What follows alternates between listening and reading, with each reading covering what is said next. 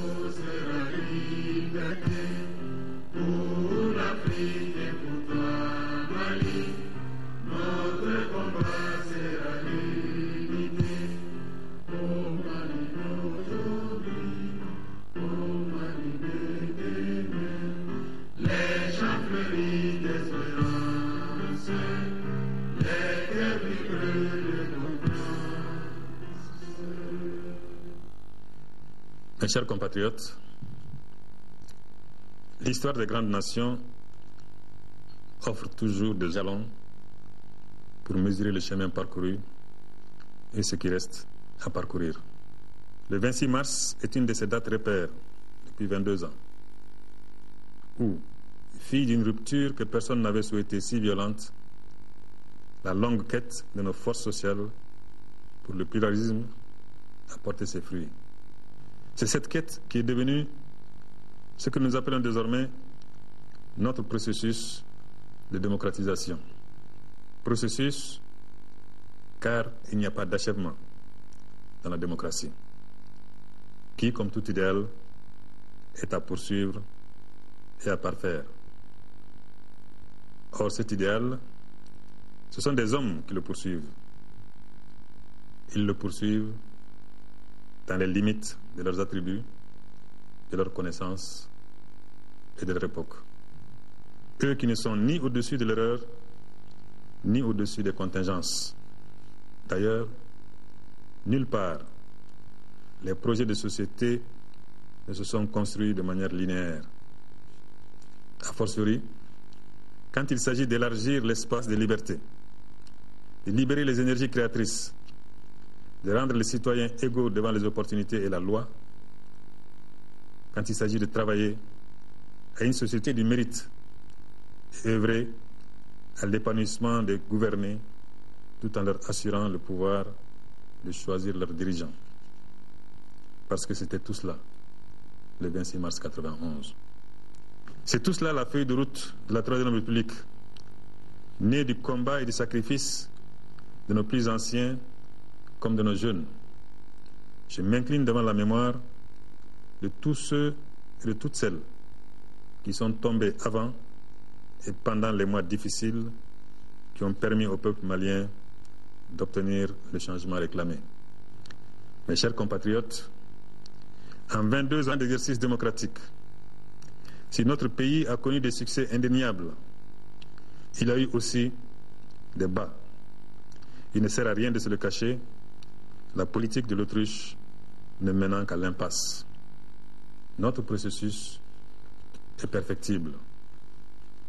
D'abord, les libertés fondamentales méritent d'être renforcées, car elles sont partie intégrante des aspirations pour lesquelles notre pays s'est soulevé. Ces aspirations ne sont mieux traduites que dans le respect strict par l'État de tous les droits des citoyens.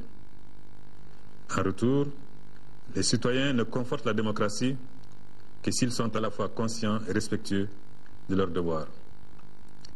Or, l'État et les citoyens de la Troisième République ont encore beaucoup à faire pour s'approprier les mécanismes et le code de fonctionnement d'une société démocratique qui ne cautionnerait ni le fait du prince, ni la licence ou l'incivisme. Concernant le principe du libre choix des dirigeants et de l'alternance au pouvoir, la vigilance est de mise pour éviter ici les graves crises post-électorales qui, dans certains pays, ont créé des conflits fratricides et meurtriers. En 2012, notre troisième expérience d'alternance constitutionnelle, qui aurait été un test concluant de maturité démocratique, s'est terminée dans les conditions que nous savons tous. Le 17 janvier, le 22 mars 2012 et les péripéties douloureuses et souvent tragiques qui ont émaillé l'année 2012 ont le mérite de nous rappeler qu'un État n'est jamais assez vigilant, qu'un processus démocratique s'appuie toujours sur un État fort de son armée forte, disciplinée et républicaine. En effet, chaque difficulté, chaque échec nous offre l'opportunité de mieux comprendre, de nous corriger et de nous dépasser. Sous cet angle, nous avons beaucoup à apprendre de nos crises actuelles pour construire un État mieux gouverné, plus proche des préoccupations des populations et plus comptable de ses actes. Mais s'ils ont surpris certains et choqué d'autres, les regrettables soubresauts de l'année 2012 ne devraient pas inciter au pessimisme plus que de raison, car le projet démocratique reste pertinent. Il reste le choix du peuple, il reste le choix des dirigeants, il reste le choix des partenaires qui nous accompagnent dans notre processus de développement. Il n'y a pas d'autre alternative. Ce projet a connu de dangereux écarts et il est encore à craindre que ceux qui ne peuvent pas gouverner par les urnes cherchent par la rue les moyens de peser sur la vie de la nation. Mais force est de constater la résilience de notre processus démocratique. Celui-ci évolue, malgré toutes les contraintes et toutes les pesanteurs. Et nous sommes en train d'aller vers le test de maturité d'une troisième alternance constitutionnelle suite à des élections prévues pour juillet prochain et que nous voulons transparentes et conviviales.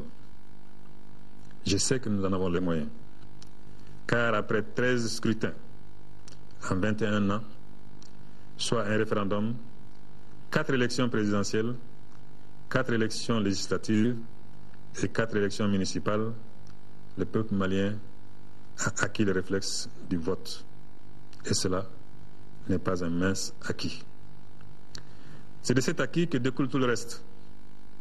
Et contre d'autres bégaiements de notre histoire, l'électeur a le pouvoir de s'assurer qu'il a opté pour une gouvernance forte, reposant sur une adhésion sociale large et mobilisable, avec un tableau de bord surveillé et des contre-pouvoirs qui s'expriment dans l'intérêt de la démocratie. Mes chers compatriotes, évaluer notre parcours est salutaire car le progrès vient de là. Nous devrions cependant faire attention à ne pas jeter le bébé avec l'eau du bain. Nous ne devrions pas cracher sur ce que nous avons réussi de bon et retenir seulement le moins bon. C'est la démocratisation qui a imposé le débat et la négociation entre la puissance publique et les citoyens, qu'il s'agisse de l'école ou du monde du travail, de la gestion des villes comme des campagnes. J'en veux pour preuve la libération des initiatives et de la grande créativité de notre peuple.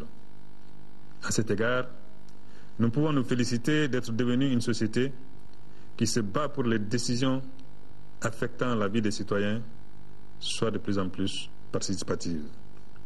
J'en veux pour preuve les multiples plateformes sectorielles ou géographiques, ainsi que le formidable élan de la société civile et qui est un solide acquis de la révolution de mars 91. J'en veux également pour preuve l'existence d'institutions qui, tout en évitant de polariser les relations avec l'exécutif, participent chacune à la gestion publique. Parlement, Haut Conseil de collectivités territoriales, Conseil économique, social et culturel, pouvoir judiciaire et d'autres encore. Loin de moi l'idée d'affirmer que tous nos mécanismes sont solides, qu'il n'y a pas d'exclusion et qu'il n'y a pas de problème. Au contraire, les défis sont énormes et multiformes. Par exemple, le processus de décentralisation. Résultante concrète du consensus que notre pays devrait être géré autrement, en donnant aux citoyens plus de responsabilités. Le processus de décentralisation, notre réforme majeure, a connu l'enlisement. Il est impératif de remettre en selle ce processus parce qu'il participe de la justice sociale et de l'équité.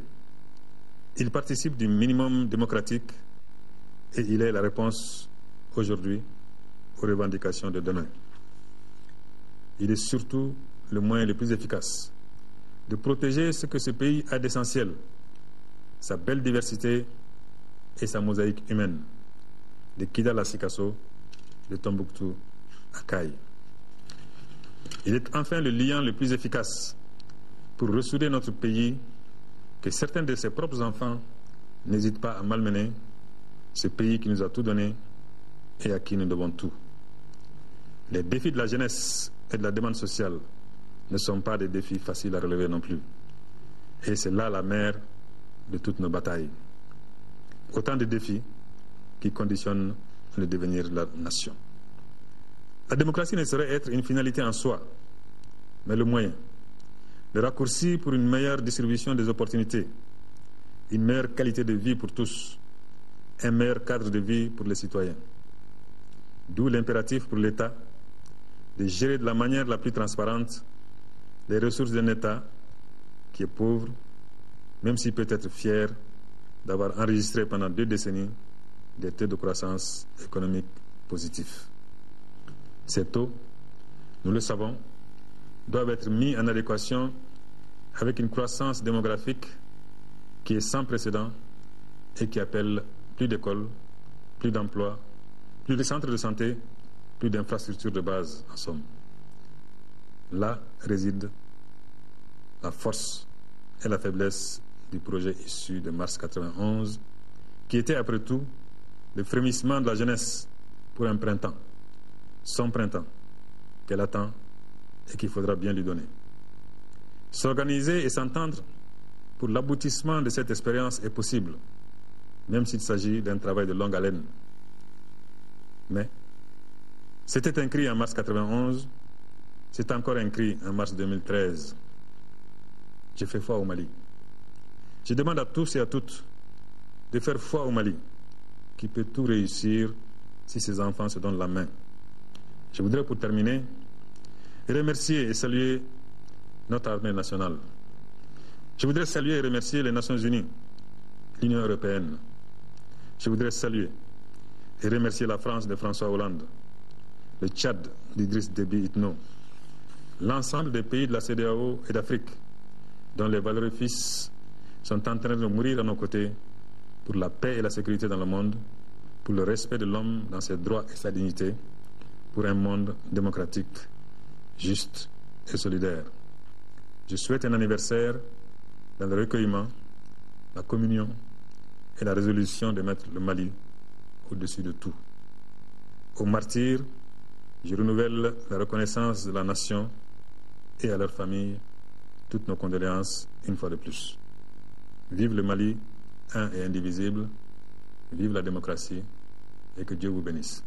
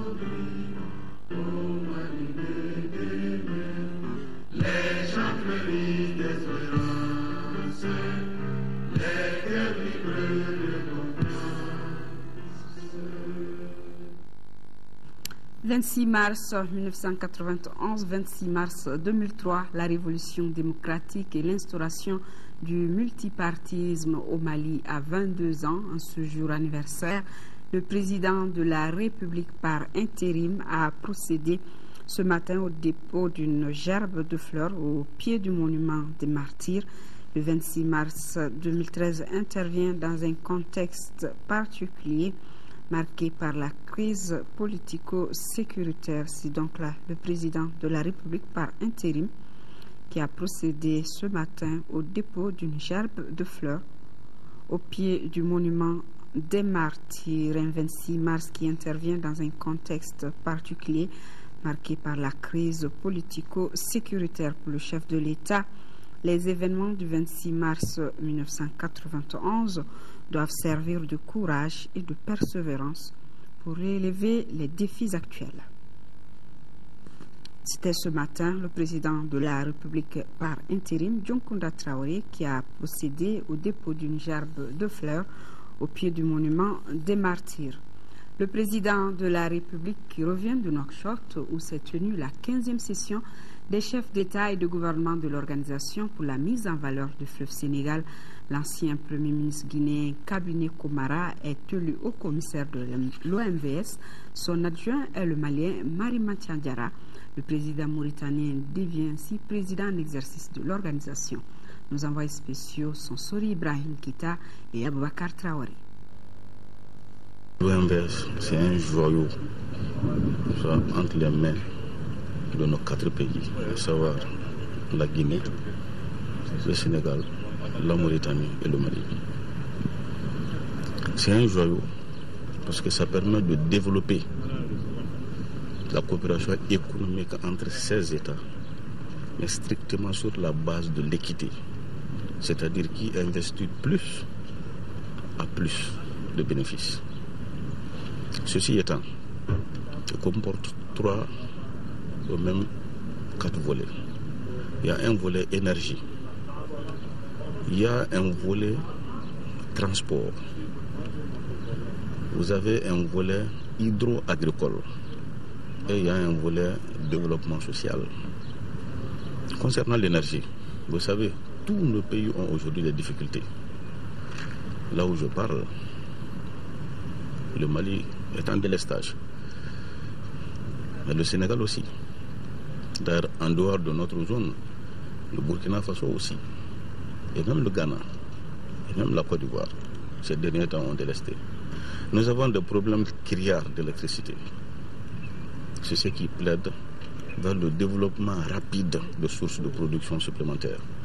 Revenons maintenant au renouvellement des instances. Est-ce que vous ne revenez pas un peu dessus par rapport à ça? Non, pas tout à fait, parce que la conférence des chefs d'État est l'instance délibérante de l'organisation OMVS, le Conseil des ministres est l'organe d'exécution des résolutions de l'OMVS. Et ce Conseil des ministres est présidé ou sera présidé par moi-même. C'était le ministre de l'Énergie et de l'Eau à l'issue de la 15e session des chefs d'État et de gouvernement de l'OMVS tenue à Nouakchott. Sur instruction du Premier ministre, chef du gouvernement, les ministres de l'économie, des finances et du budget, de la sécurité intérieure et de la protection civile, de l'équipement et des transports, du commerce et de l'industrie ont rencontré d'une part le Conseil malien des chargeurs, le Conseil malien des transporteurs routiers et les syndicats des transporteurs et d'autre part les associations de consommateurs. Les dites rencontres ont porté sur l'augmentation des prix des transports envisagés par les transporteurs. Les ministres ont expliqué aux deux parties que le gouvernement reconnaît le bien fondé de la hausse des prix envisagés. Toutefois, le gouvernement souhaite que l'ampleur de la dite hausse soit préalablement discutée avec lui avant son application. Aussi, le gouvernement remercie-t-il les transporteurs d'avoir accepté de surseoir à l'augmentation des prix en attendant la fin des discussions. Par ailleurs, le gouvernement demande aux usagers et à la population en général de garder leur calme et de laisser circuler librement les véhicules de transport en commun. Approuver les bilans et rapports d'activité 2012 des districts sanitaires et des directions régionales de la santé, du développement social, de la promotion de la femme, de l'enfant et de la famille, assurer le suivi des budgets et valider les programmes opérationnels 2014, c'est l'ordre du jour du comité régional d'orientation, de coordination et d'évaluation du PRODES à Ségou. Le compte rendu de Fusseini Samaki. Durant 4 jours, les représentants des districts sanitaires, leurs partenaires techniques et financiers et les responsables de la région de Ségou ont échangé sur le bilan et rapport d'activité 2012 du comité régional d'orientation, de coordination et d'évaluation du programme décennal de la santé CROSEP de la région de Ségou. Toutes choses qui devraient permettre aux structures socio-sanitaires de disposer de plans opérationnels 2014 et réalistes et centrés sur les préoccupations réelles des populations. Nous rassemblons l'ensemble des acteurs qui interviennent dans la région en matière de santé pour essayer d'apprécier en tout cas les efforts qui ont été réalisés dans ces différents domaines l'année qui vient d'écouler, d'apprécier également les difficultés qui ont été rencontrées dans la mise en œuvre de ces activités et puis de faire des projections pour l'année suivante. Malgré les progrès réalisés dans plusieurs domaines, certains défis restent à relever. Pour améliorer davantage les prestations de services socio-sanitaires, afin de répondre aux besoins et attentes des populations, les solutions préconisées dans les PO 2014 contribueront à résoudre efficacement les principales difficultés rencontrées. Je demeure convaincu que l'application effective des recommandations pertinentes auxquelles vous avez abouti permettra d'améliorer l'état sanitaire et social des populations de la région de Ségou. Notons que la région de Ségou compte 189 centres de santé communautaires, tous tenus par des personnels qualifiés, dont 75 par des médecins, pour l'atteinte des objectifs stratégiques définis par les plans décennal 2013-2022. Forum des enfants, droits des leaders communautaires, c'est une initiative du groupe d'animation Action au Sahel Mali et Plan Mali. C'est une journée qui aura permis aux enfants des communes de Minindian et Kanyogo, dans le cercle de Kangaba, d'interpeller les décideurs sur leurs droits et les risques liés à l'excision. De Koulikoro, le reportage de Kumba Sissi. Dans notre pays, plusieurs pratiques néfastes à la santé de la femme et de l'enfant existent depuis la nuit des temps. Et parmi ces pratiques, l'excision est celle qui pose plus de problèmes à la santé de la mère et de la petite fille. Ainsi, l'organisation de ce forum de plaidoyer des enfants à l'endroit des décideurs communautaires revêt pour l'ONG GAS Mali et son partenaire Plan Mali un caractère tout particulier. Ce forum SG concourant un cadre d'échange, une réelle opportunité pour les enfants de la commune d'interpeller les décideurs sur les droits et par ailleurs de stimuler sainement leur capacité d'intellectuel de manière ludique. Cette journée a été une occasion pour la petite Mariam Sangaré, élève à l'école de Salama, d'exprimer leur désolation face à cette pratique. Depuis son arrivée en septembre 2012 dans les communes rurales de Minidja et Kanyogo, l'ONG GAS Mali a mené beaucoup d'activités dans les 20 villages ciblés. À ces activités, on peut citer entre autres la formation des organisations communautaires de base, la formation des leaders religieux, la projection vidéo sur les droits des enfants et la pratique néfaste de l'excision. Ce forum de plaidoyer a été sanctionné par un concours sur les actions de l'ONG GAS Mali dans la lutte contre l'excision.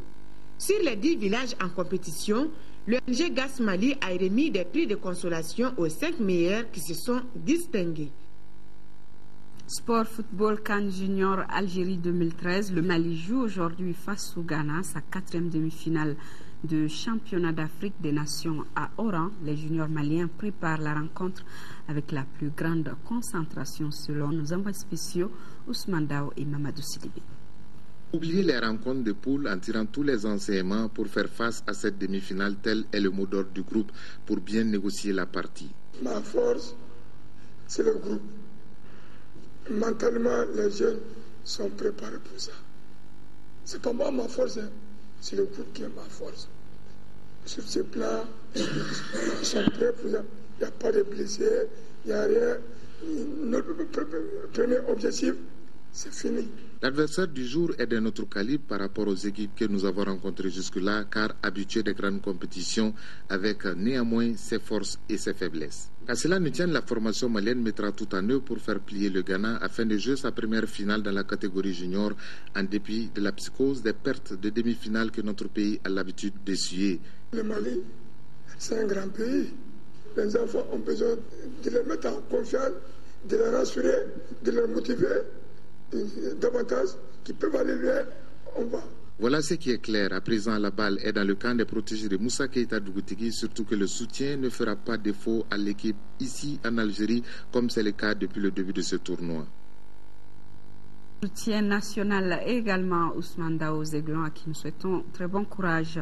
La chronique santé consacrée à l'hygiène bucco-dentaire chez l'enfant, il est recommandé de se brosser au moins une fois par jour, chose qui permet d'éviter la carie dentaire, une des maladies de la dent les plus redoutées. Comment cette hygiène bucco-dentaire est-elle encouragée chez les enfants? Les éléments de réponse dans ce magazine santé de Tchessira Emmanuel Dambélé.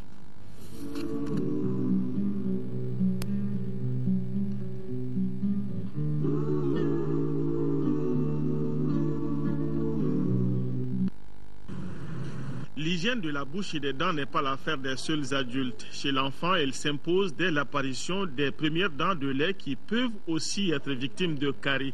Selon les spécialistes, 1 an et demi, 2 ans, c'est l'âge idéal pour commencer à apprendre à l'enfant l'hygiène dentaire. À ce stade, c'est le brossage après les principaux repas qui est conseillé. Si les parents n'arrivent pas à faire les 3 brossages, il faudra tout faire, au moins faire le premier, le dernier, le soir au coucher, brosser les dents de l'enfant pour que les débris alimentaires ne dorment pas dans la bouche de l'enfant. En général, quand on regarde, les gens se brossent le matin directement au réveil. Mais en fait, ils ne se brossent pas, hein, ils enlèvent l'odeur. C'est-à-dire, quand la nuit, on ne se brosse pas, le soir au coucher, le matin, on se réveille, ça trouve que les débris alimentaires que nous avions au niveau de notre bouche se sont fermentés et ça dégage une odeur. Et c'est cette odeur que nous enlevons le matin avant de manger. Et c'est ce qui n'est pas bon du tout. Nous conseillons que les gens se brossent surtout après les repas. C'est pour enlever les débris alimentaires, les restants des aliments qui sont au niveau de la bouche. À 23 mois précisément, l'enfant doit avoir sa propre brosse à dents adaptée à son âge en termes de taille, de forme et de souplesse des poils. Celle-ci doit être régulièrement renouvelée puisqu'une vieille brosse perd toute son efficacité.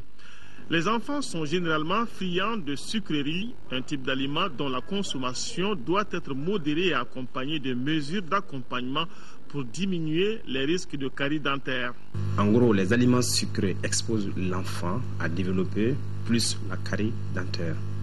Il s'agit entre autres de bonbons, de chewing-gum, de chocolat et d'autres produits sucrés. Même l'utilisation du sucre blanc dans ce que nous consommons comme le gingembre, les dablini et autres. Mais si les dents de l'enfant sont déjà détériorées, il est conseillé de l'accompagner dans une structure sanitaire adaptée. Même si l'enfant n'a pas mal à la dent, croire que les dents de lait cariées seront remplacées obligatoirement sans dommage par des dents permanentes est une erreur. Dès qu'il y a déjà les taches noires, dès qu'en dehors des taches noires, il peut y avoir même des mauvaises positions des dents, c'est-à-dire que les dents peuvent ne pas être en bonne position.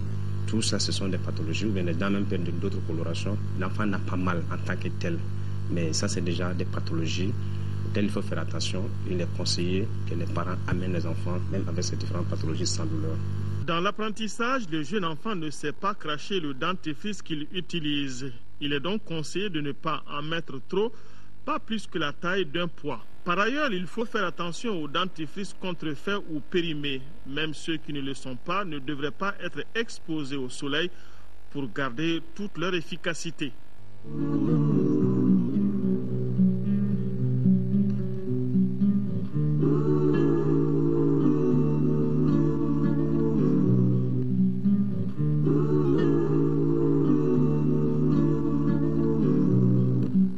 C'est la fin de cette édition. Le prochain rendez-vous, c'est à 20h, une présentation de Nyanya Lou Traoré.